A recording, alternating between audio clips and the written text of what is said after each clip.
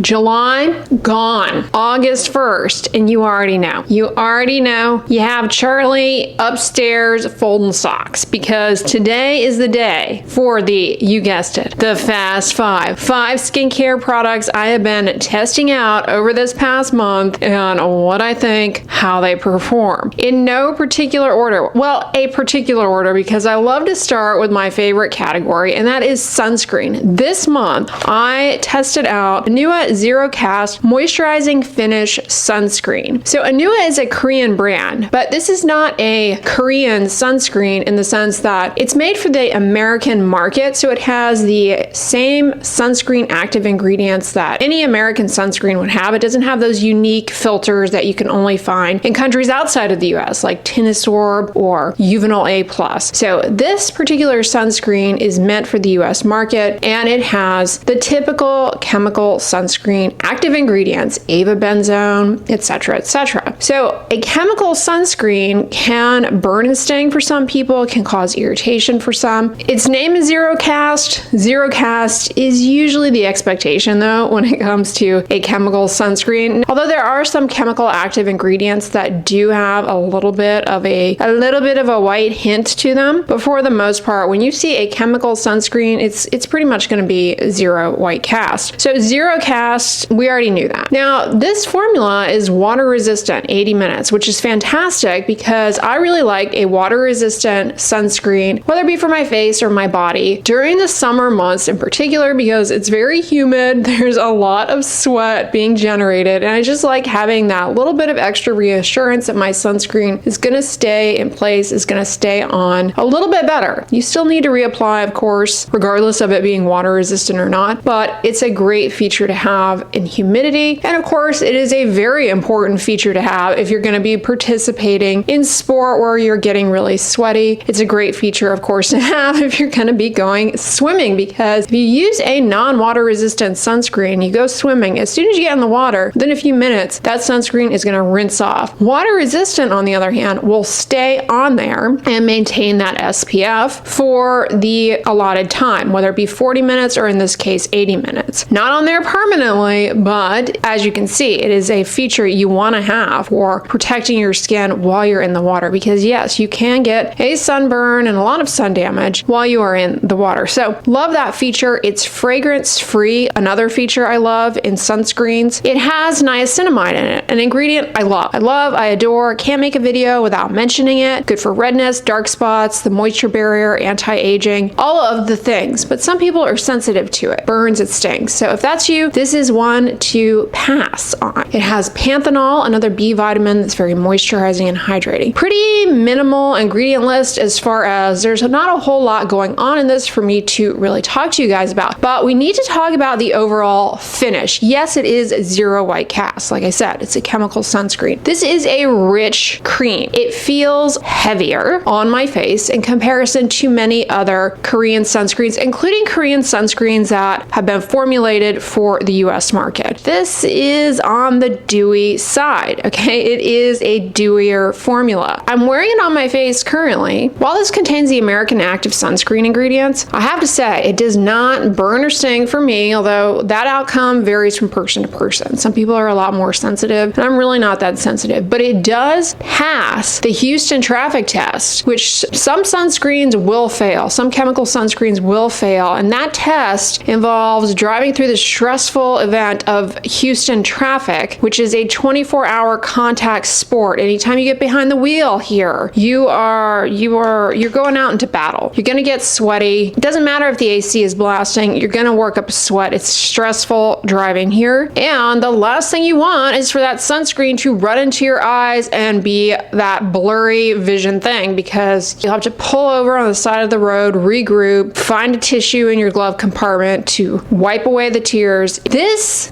passed. None of that burny, stinging stuff. So long story short, it's a nice hydrating, moisturizing, fragrance-free chemical sunscreen that's water resistant. Woohoo, great option to have in humidity. It has a very dewy finish. It feels a little heavy on the face. It's got niacinamide and panthenol, but not a whole lot else going on in it for me to comment on. I gladly wear this, but I want you guys to know that it does have a heavier finish to it. Next product is from Bioma. Now, earlier this month, I reviewed reviewed their popular milky toner and I compared it to Celamax, I compared it to Rhode. So you need to watch that video if you've been curious, because Bioma is a skincare brand that is relatively affordable and accessible, meaning it's pretty easy to walk into various retailers here in the US and pick it up, or you can go online, buy it out online, depending on your preference. And as you guys know, this year the Phytomucin Glow Serum has become one of my 2025 skincare favorites, but I decided to also try the moisturizing gel cream. And I want to say I've tried this in the past because I feel like memories are resurfacing with this. So it may not be my first rodeo. It is a fragrance-free, lightweight facial moisturizer. It's a gel cream. As far as gel creams go, it is a bit of a richer texture. It's not greasy or oily though. It has ceramides, which are excellent for the skin barrier. And it also has niacinamide, again, with all of the pluses and minuses of niacinamide, which we've already mentioned in this video, so I'm not going to repeat those. It has tea leaf extract, which may offer some antioxidants, panthenol, the moisturizing B vitamin, glycerin, a humectant. If you're looking for a fragrance-free facial moisturizer that won't feel greasy or heavy, but gets the job done for moisturizing the skin, there's nothing wrong with this. It's a great option. Moisturizes the skin. This is a particularly good facial moisturizer, I would say, for someone maybe in their 20s or late teens, 30s. Not to say that if you're 40 and plus, this wouldn't be good for you, but someone who maybe is coping with acne breakouts, is using acne treatments like topical retinoids, and they're looking for a lightweight facial moisturizer that will combat the dryness and irritation one might expect with some of those treatments, but not be greasy or heavy. This is a great option. Like, there's nothing wrong with it. And as a side note, it also works as an eye cream. If you are looking for an eye cream to moisturize the skin around your eyes, to plump up and diminish dehydration wrinkles, this is something you could use around your eyes for that purpose. I don't have anything negative to say about it, but it's not as jazzy as far as the wow factor in terms of plumpness, hydration that I get from it in comparison to a lot of the Korean moisturizers that I'm always raving about. But it's good. It's good. In the landscape of gel creams, it's not like the top tier. My all-time favorite gel creams are the Neutrogena Hydro Boost Water Cream and the Aveeno Calm and Restore Oat Gel Moisturizer. Those two from the drugstore are top tier. This though, you know, it gets the job done. It kind of reminds me, actually, speaking of Neutrogena, kind of reminds me a bit of their old school oil-free moisturizers that they had in the white bottle. They had one that was like combination skin, one I think for oily skin. Those, I don't even know if they still have those anymore or if they've retired them, as Neutrogena is known to do, but this reminds me an awful lot of those in particular. So if you've been around the block for a while and you remember those, you like them, there's a good chance you'll like this. Moving on to something that was sent to me, I agreed to receive in PR from EOS. Now, you guys know I am a fan of shave oils. Shave oils are a little bit different than shave creams, than shave foams, in that they're oils and they are different from just going in your kitchen and grabbing your favorite cooking oil and smearing it on your leg, or going into the beauty section and getting like jojoba oil, because they rinse off the skin with water more efficiently and they don't clog the razor. So I've been a fan of these shave oils for a long time, and as you guys who watch a lot of my videos know, I've been saying we really need a fragrance-free shave oil, and I'd love to see one formulated with colloidal oat or oat kernel oil. That would be fantastic for those of us who are seeking fragrance-free skincare. Well, EOS, who as a side note has an excellent scented shave oil, they did not produce for me a colloidal oatmeal shave oil, but instead they have this. And I was very skeptical, but I said I gotta try it. It's their sensitive shave cream. So this product has been great. It's fragrance-free in that there's no scent or aroma to it, but if you are allergic to fragrance, there is lavender flower extract in it, so that could potentially cross-react with fragrance allergies, but it has no scent, no aroma, nothing. It doesn't smell like anything. It doesn't even have the oaty aroma to it that I happen to enjoy, but some people are like, no thanks. It has sweet almond oil, shea butter, cocoa butter, macadamia seed oil, and of course colloidal oatmeal, which is a fantastic ingredient for moisturizing the skin, for protecting the skin, for hydrating the skin, and for reducing oxidative stress, because it does deliver xanthramides, which are anti-inflammatory. But this product, I have been pleasantly surprised by its performance, because one of the things I do not like about a lot of shave creams, foams, etc., is that I find that you put them on like your lower leg, for example, and in getting the product from your hand to your leg, inevitably some of this fluffy stuff falls off into the shower, sticks to the shower. It's like chasing the blob around. You waste a lot of the product, or at least I do. So I really like products that you put on your hand, they go on your skin, and they don't flop around all over the shower floor. They stay on the leg while you are shaving your leg, and then they rinse off, that they don't clog the razor. And this does all of those things. Like, you dispense it onto your fingers and it comes out as a cream, like a moisturizer. But as you are spreading it on the skin, it swells up into a dense foam. It's not super fluffy or exuberant. It's a very densely packed foam, and it stays on your leg throughout the period of time that you are shaving. It's also wonderful under the arms because you put it on and it stays there while you're shaving. Like, you don't get a blob that just falls off. And it also is very moisturizing. Like, when you rinse the shave residue off, not only does it reduce shave irritation through acting as a barrier, but it leaves the skin feeling moisturized. So I have really enjoyed this. I think it would also be excellent for facial shaving purposes as well, and I would definitely repurchase this. Okay, so here's a product that I had to try. If you're not aware, every Sunday over on Instagram, I do a Q&A. I post a photo of myself. People leave a bunch of miscellaneous skincare questions, and I answer a handful of them Sunday morning, and I post the answers to my stories, and a lot of people really enjoy that over there. And someone asked me about this product. It kept the box, and I was like, whoa, wait. Elizabeth Arden?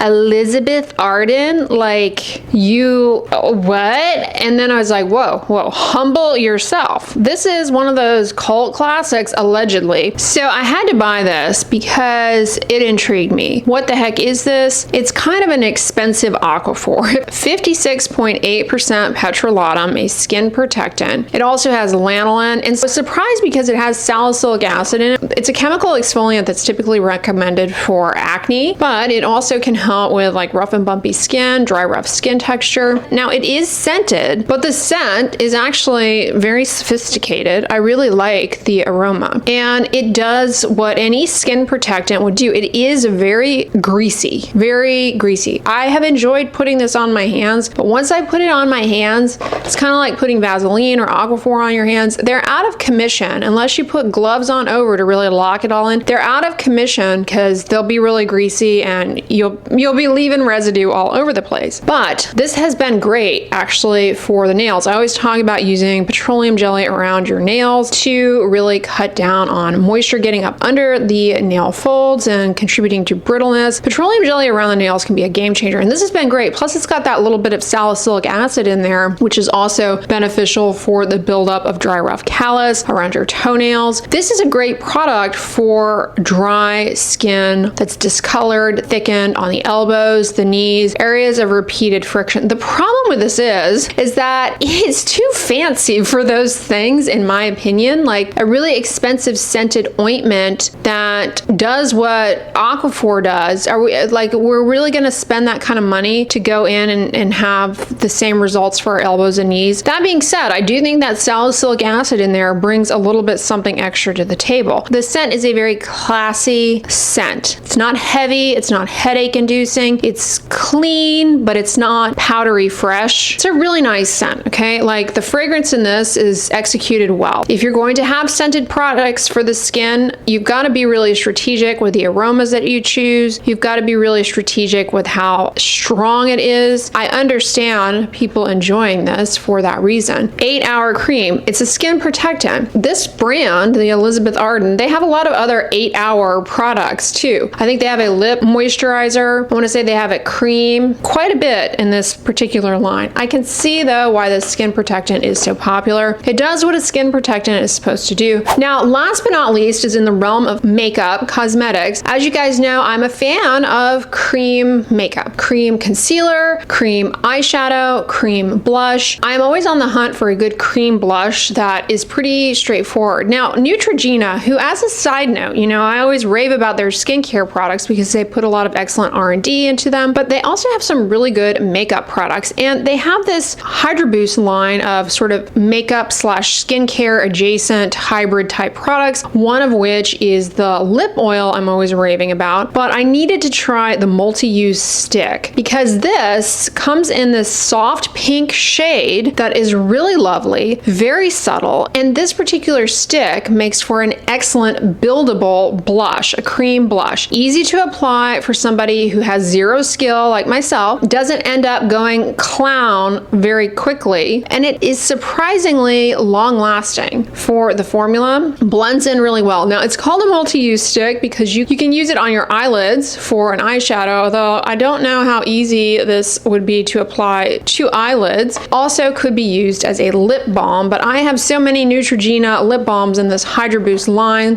which I like, that it's like, I want to just use this for the cheeks. It's been great. If you're looking for a buildable, light, soft pink cream blush, try this out. It's fragrance free. It has hyaluronic acid to hydrate the skin. It stays on pretty well throughout the day, but it's not overwhelming. You know, it's not like, oh my gosh, whoa. It doesn't enter the room before you do as far as the color. You know, some blush can be a little too, that's not what this is like. This is pretty straightforward blush application. All right, you guys, that was the Fast Five. You know, July is 31 days of summer fun. Sad it's over, but August is here, and before you know it, we'll be making New Year's resolutions because the final quarter, once it comes, it flies by, and it's like, oh my gosh, here we are, another year. 2026 will be here before you even know it. All right, y'all, if you enjoyed this video, give it a thumbs up, share it with your friends, and as always, don't forget, sunscreen and subscribe. I'll talk to you guys tomorrow. Bye.